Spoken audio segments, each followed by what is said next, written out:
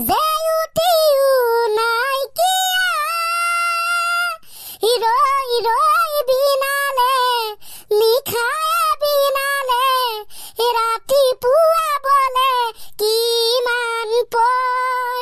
ৰাতিপুৱা বলে কিমান পৰ good morning sir good morning sir good morning বালকসকল কি হ'ল বোলা জোকৰ মুখত চোন মাটি তলত পোৱা হুন পৃথিৱীৰ প্ৰথম মিছা কথা কোৱা ব্যক্তিজননো কোন নাইচ প্ৰশ্ন বোলে হাতত নাই ধন বৰ সবালৈ মন পোনপ্ৰথমে পৃথিৱীত জন্ম হোৱা ব্যক্তিজনে আছিল প্ৰথম মিছা কথা কোৱা ব্যক্তিজন দেহ যোন জাতি হলেও হওক আজি মই তহঁতলৈ প্ৰশ্ন উত্তৰৰ শিতান এটা লৈ আনিছো আৰু ইয়াৰ নামটো দিছো মই কোনে কৈছিল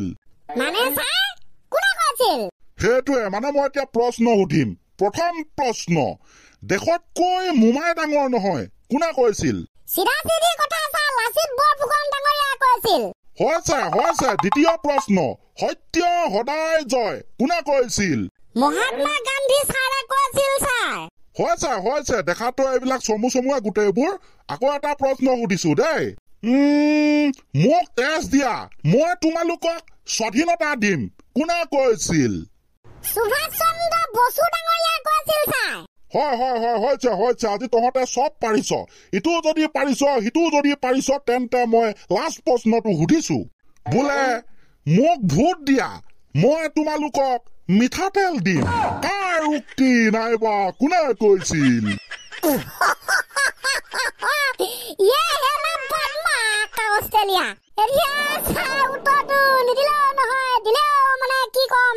কি বেয়াকে ভাইৰেল মাৰিছে এইটো গাছ উত্তৰটো দিব নেকি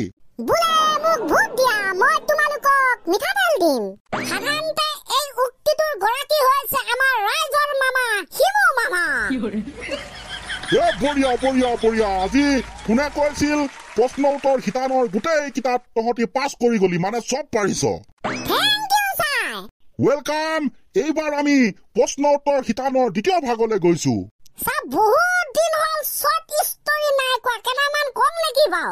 হৈ যাব চলিব বোলে দৰ্শক বৃন্দ এটি সৰু সুৰা কবিতা গৰমত কবিছো মই ঠাণ্ডাত ঘামিছ তই হোৱাট ইজ দিছ কবিতা গৰমত কোনোবাই কপে নে ঠাণ্ডাত কোনোবাই ঘামে নে আজি কবিতাটোৰ এয়াই হৈছে বৈশিষ্ট্য শুনি থাকক ছাৰ গম পাই যাব গৰমত কবিছো মই ঠাণ্ডাত ঘামিছ তই গৰমত কবিছো মই ঠাণ্ডাত ঘামিছ তই কি অদ্ভুত কবিতা লিখিছো মই গাধৰ দৰে শুনি আছ তই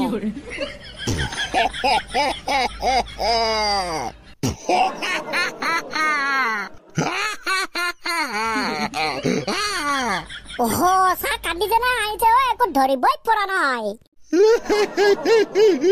লাষ্টৰ ডোখৰ চাচোন চা কি অদ্ভুত কবিতা লিখিছো মই গাধৰ দৰে শুনি আছ তই চালা মাথা চাথা বেয়া কৰি দিবি মই ভাবিছো কি কবিতা দে হ'ব তাৰপিছত কি আছে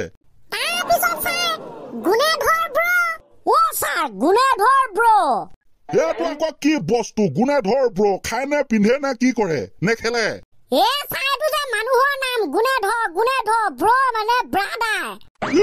সেইটো কি হ'ল সি মাথা বেয়া হৈ যাব মই কলো সি মুখত এটা বিড়ি জ্বলাই নললে তাৰ মোবাইলৰ লকটোৱে নুখুলে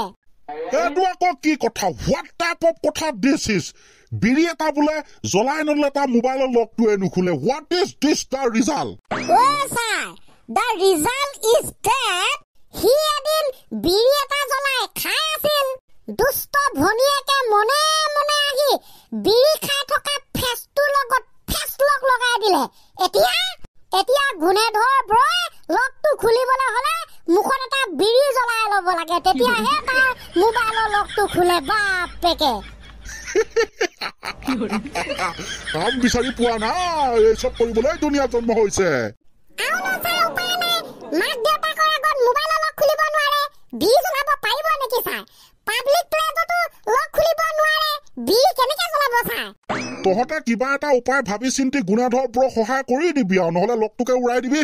এতিয়া ছাৰ হেতু কৰিলে ৰিসেন্টলি ভাল কৰিলে গুণাধৰ ব্ৰহে ও ছাৰ লাষ্ট পালে বহুত দিন হল আমাৰ ৰাইজ আৰু ছাৰ আপোনাক কোনো ধৰণৰ হাতৰ কথা নাই আজি এটা হুডি দিম বুলি ভাবিছো ছাৰ হুডাও নো প্ৰবলেম হাতৰ বুলি ক'লে ছাৰ দুটা আছে তাৰে প্ৰথমটো হৈছে জীৱন্ত মানুহ এই থুলন্ত কাক কোৱা হয় অসমৰ ফেষ্টিভেল মহন্ত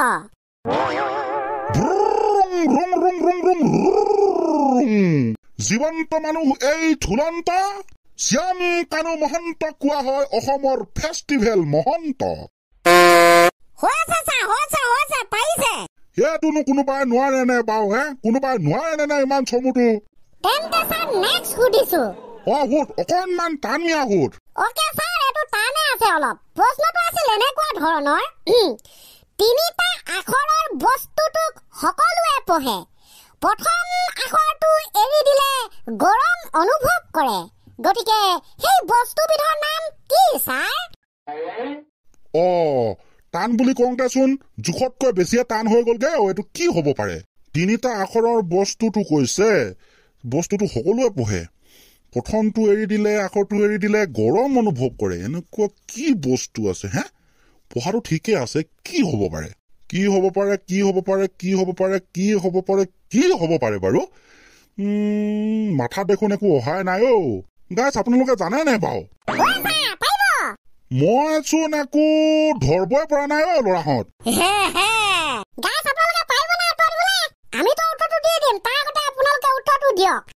গাইছ হলে বা দে উত্তৰটো শুনিবলৈ মই পুৰা এক্সাইটমেণ্ট দে উত্তৰ দে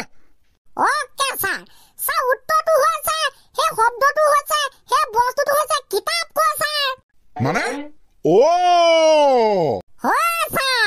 আমি কৈছিলো কি তিনিটা আখৰৰ বস্তুটো সকলোৱে পঢ়ে সেই বস্তুটো হৈছে কিতাপ আমি পঢ়ো ই পঢ়ে সবে পঢ়ে আৰু প্ৰথম আখৰটো এৰি দিলে গৰম অনুভৱ কৰে মানে কিতাপৰ কত শিকাৰ কি যদি এৰি দিম তেতিয়া থাকিব দন্তা দতাকাৰে তাপ মানে ছাৰ গৰম নহয় জানো